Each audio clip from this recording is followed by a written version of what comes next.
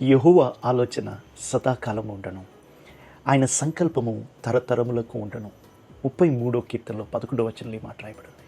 10వ వచనంలో అన్ని జనుల యొక్క ఆలోచన యెహోవా వ్యక్తపరచను, జనుల యొక్క ఆలోచన ఆయన నిష్ఫలము చేయను.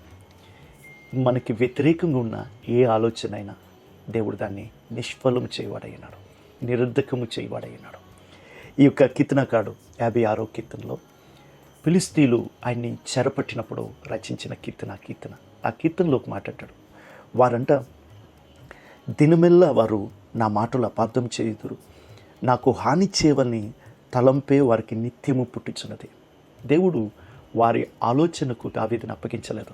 దేవుడు వారి ప్రతి ఆలోచనని నిరర్ధకము చేసి దావీదు మీద నిత్యమైన సంకల్పమును ఆలోచనను దేవుడు నెరవేర్చి ఉంచాడు.